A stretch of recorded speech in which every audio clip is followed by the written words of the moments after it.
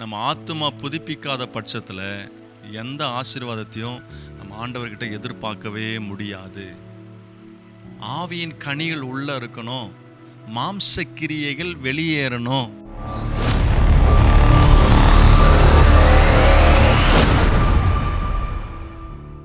ஆண்டவராக இயேசுவின் நாமத்திலே வாழ்த்துக்கள். கர்த்தர் உங்களை ஆசீர்வதிப்பாராக. இன்றைக்கு நம் வேதத்திலிருந்து ஒரு சில காரியங்கள் நாம் தியானிப்போம். நாம் தொடர்ந்து ஒரு சீரீஸை நம்ம பார்த்துக்கிட்டு இருக்கிறோம். வேதத்திலிருந்து ஒரு பகுதியை, ஆவி, ஆத்துமா, சரீரம், இது எவ்வளவு முக்கியம் நம்முடைய வாழ்க்கையில் என்பதை நாம் பார்த்து கொண்டிருக்கிறோம். தேவன் மனுஷனுக்கு ஆவி, ஆத்துமா, சரீரம் என்கிற 3 காரியத்தை வச்சிருக்கிறாரு.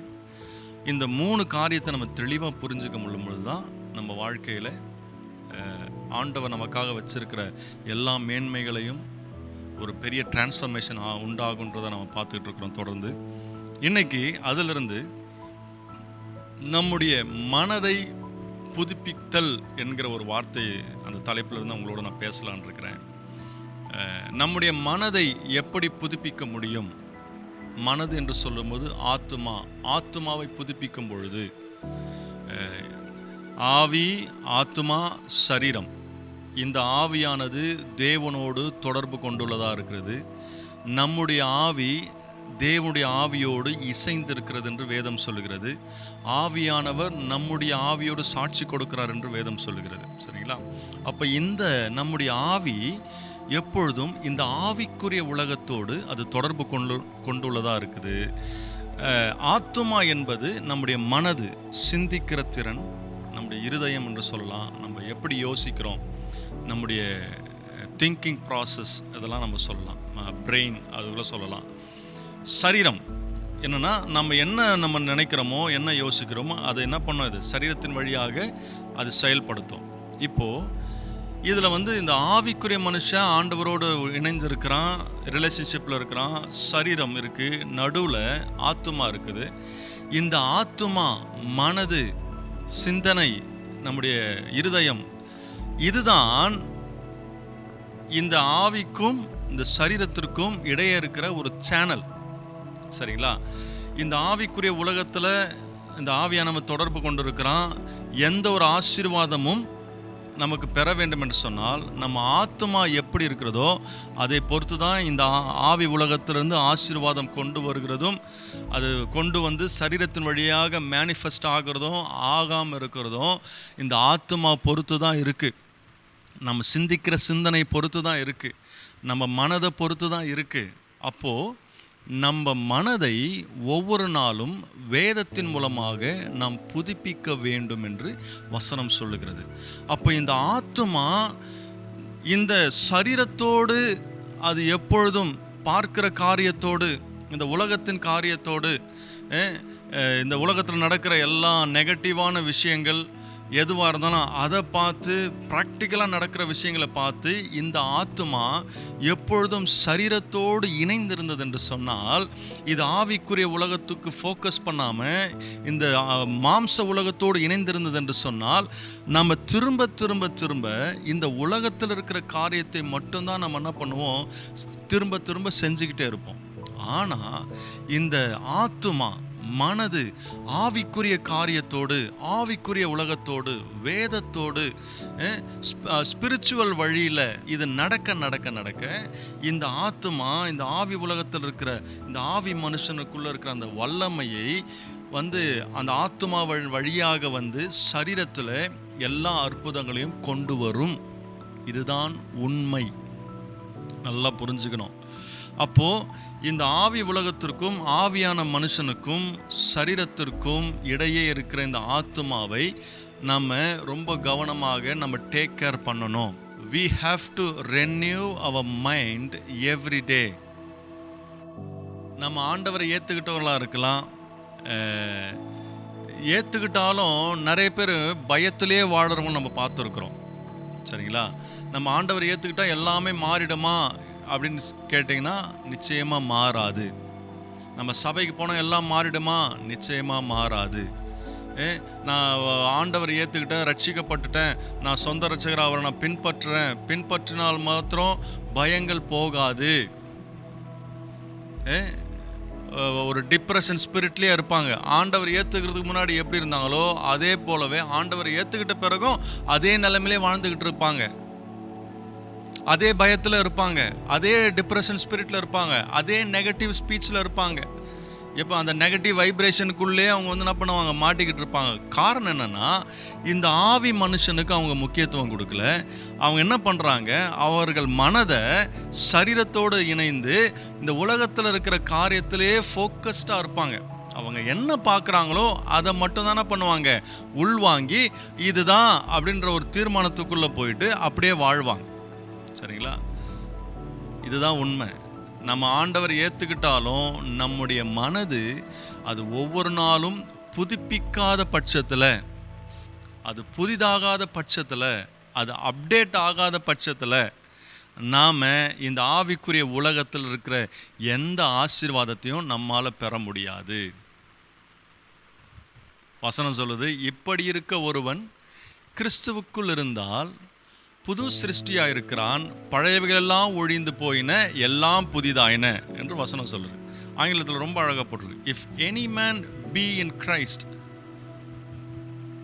கிறிஸ்துவுக்குள் யார் இருக்கிறானோ, கிறிஸ்துவுக்குள்ள இப்படி இருக்க ஒருவன் கிறிஸ்துவுக்குள் இருந்தால், if any man be in Christ, all things are passed away, all things are become new in his life. இப்படி இருக்க ஒருவன் கிறிஸ்துவுக்குள் இருந்தா, கிறிஸ்துவுக்குள் இருந்தால் பழையவைகள்லாம் ஒழிஞ்சிச்சு, புது சிருஷ்டியாக இருக்கிறான், பழசு ஒழிஞ்சிருச்சு, எல்லாம் புதிதாச்சு. கிறிஸ்துவுக்குள்ளே இருக்கிறதுனா என்ன, அதுதான் நம்ம பார்க்க போகிறோம். இப்படி இருக்க ஒருத்தர் கிறிஸ்துவுக்குள்ளே இருந்தாலும் பழைய காரியங்கள் இருக்குது, இன்னும் புதுசாக எதையுமே அவங்களால பார்க்க முடியல, புதிய ஆசீர்வாதங்களை பார்க்க முடியல, டிரான்ஸ்ஃபர்மேஷன் இல்லை லைஃப்பில், லைஃப் ஸ்டைல் மாறல, அவங்க திங்கிங் ப்ராசஸ் மாறல, எப்போவுமே அந்த நெகட்டிவ் ப்ராசஸ்லேயே இருக்கிறாங்க. எதையுமே புதுசாக அவங்களால ஆண்டவரோட ஆவிக்குரிய உலகத்தில் மேனிஃபெஸ்ட் பண்ண முடியல. காரணம் என்னென்னா, கிறிஸ்துவுக்குள்ளே இருக்கிறதுனா என்னன்றதை அவங்க தெளிவாக இன்னும் புரிஞ்சிக்கல. அந்த புரிதலுக்குள்ளே நம்ம போனால்தான், அது என்ன என்பதை நாம் அறிந்து கொண்டால்தான் நாம் ஆவிக்குரிய உலகத்தில் இருக்கிற எல்லா ஆசீர்வாதம், ஆவிக்குரிய உலகம்னு சொல்கிறோன்னா, நாம் பார்க்குற எந்த ஆசீர்வாதமாக இருந்தாலும், நீ எதை வேணாலும் எடுத்துங்க. நீங்கள் மணியாக இருக்கலாம், அந்த பங்களா, நீங்கள் நினைக்கிற ஆசீர்வாதங்கள், செல்வம் எதுவாக இருந்தாலும், இது எல்லாமே ஆவிக்குரிய உலகத்திலேருந்து ப்ரொடியூஸ் ஆகுது. சமாதானம், சந்தோஷம் எல்லாமே நீ ஆண்டவர் ஏற்றுக்கிட்ட பிறகும் அந்த எல்லாமே கிடைக்காத காரணம், நம்ம மனசு இன்னும் என்ன பண்ணல. நம்ம மனசு எப்பவுமே இந்த சரீரத்தோடைய காரியத்தோடு ஒட்டி கொண்டு இருக்குது, உலகத்தில் இருக்கிற காரியத்தோடு ஒட்டி கொண்டு இருக்குது. அதுதான் பிரச்சனையே இங்கே.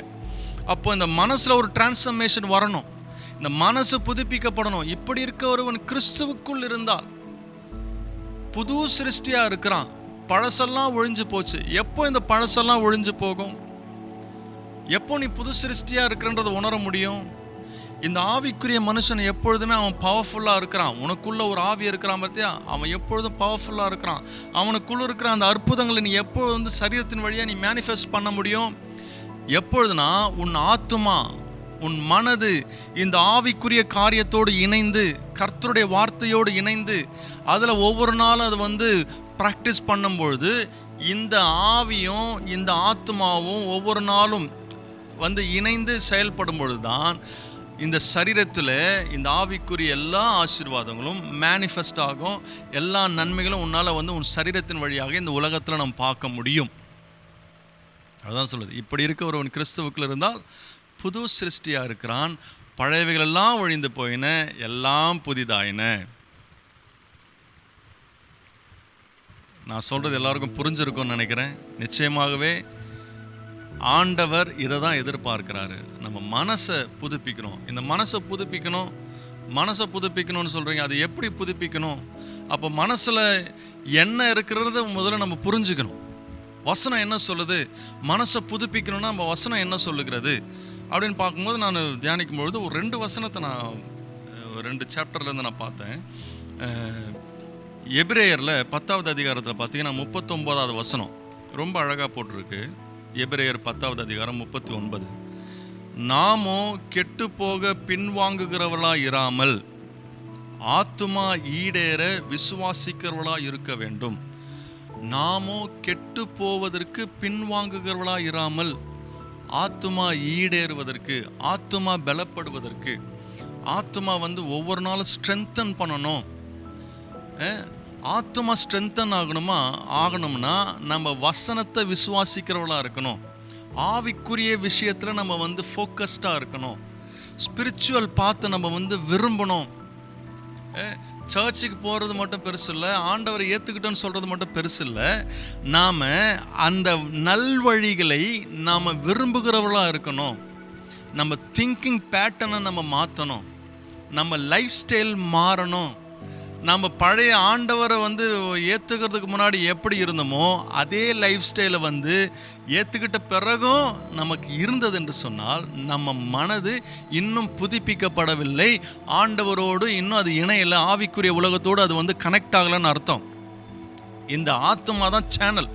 இந்த ஆத்மா வந்து சரீரத்தோடு கனெக்டடாக இருந்ததுன்னா இந்த ஆவிக்குரிய உலகத்தில் பார்க்க முடியாது எதையும், அந்த ஆசீர்வாதங்களை பெற்றுக்கொள்ள முடியாது. அப்போது இந்த ஆத்மா வந்து எப்பொழுதும் ஆவிக்குரிய உலகத்தோடு அது கனெக்டடாக இருக்கும் பொழுது அங்கே தான் வந்து ஆண்டவர் எல்லா அற்புதத்தையும் சரீரத்தின் வழியாக மேனிஃபெஸ்ட் பண்ணுவார். அப்போது அந்த ஆத்மா பலப்படுவதற்கு ஒவ்வொரு நாளும் நாம் வார்த்தையை விசுவாசிக்கிறவளாக இருக்கணும். வார்த்தையை உள்வாங்கணும். வார்த்தையை வந்து அக்செப்ட் பண்ணணும். அது என்ன சொல்லுகிறதோ அதை நம்ம வந்து அக்செப்ட் பண்ணுறதுக்கு நம்ம மனசை நம்ம வந்து டியூன் பண்ணணும். மனதை டியூன் பண்ணணும். அந்த மனதை டியூன் பண்ணாமல் பைபிள் எப்படி வேணாலும் சொல்லும், அது வந்து கொஞ்சம் ஹார்டாக இருக்குது, இது வந்து கஷ்டம் அப்படின்னு நம்ம நினச்சோம்னா மனசு டியூன் பண்ண முடியாது. அங்கே எதுவுமே நடக்காது. நம்ம லைஃப் ஸ்டைல் ஒவ்வொரு நாளும் நம்ம மாறணும். நம்ம லைஃப் ஸ்டைலில் ஆத்மாவை அப்கிரேட் பண்ணணும். ஒவ்வொரு நாளும் வசனத்தின் மூலமாக அப்டேட் பண்ணணும்னா நாம் முதல்ல வசனம் சொல்லுகிறதை விரும்பி அதை உள்வாங்கி அதன்படி நடக்கிறதுக்கு நம்ம வந்து ப்ராக்டிஸ் பண்ணாதான் ஆத்மா வந்து புதுப்பிக்கப்பட முடியும். Only then we can renew our mind. தேவஜனமே நல்லா புரிஞ்சுக்கோங்க. நம்ம ஆத்மா புதுப்பிக்காத பட்சத்தில் நம்ம மைண்டை வந்து ரெனியூ பண்ணலைன்னா, நம்ம ஆத்மா வந்து ரெனியூ பண்ணலைன்னா நம்ம வந்து எந்த ஆசீர்வாதத்தையும் நம்ம ஆண்டவர்கிட்ட எதிர்பார்க்கவே முடியாது. இது ரொம்ப முக்கியங்க. ஒவ்வொரு நாள் ஆத்மாவை நம்ம பலப்படுத்தணும். அப்பொழுது தான் வந்து நம்ம வாழ்க்கையில் எல்லா ஆசீர்வாதத்தையும் பார்க்க முடியும். இன்னொரு வசனத்தை பாருங்கள். இன்னொரு வசனத்தை ரொம்ப அழகாக போட்டிருக்கு. யாக்கோபு 1வது அதிகாரத்தில் 21வது வசனத்தில் பார்த்தீங்கன்னா, ஆகையால் நீங்கள் எல்லாவித அழுக்கையும் கொடிய துர்க்குணத்தையும் ஒழித்துவிட்டு உங்கள் உள்ளத்தில் நாட்டப்பட்டதாயும் உங்கள் ஆத்துமாக்களை ரட்சிக்க வல்லமுள்ளதாயும் இருக்கிற வசனத்தை சாந்தமாக ஏற்றுக்கொள்ளுங்கள் சொல்லியிருக்கு.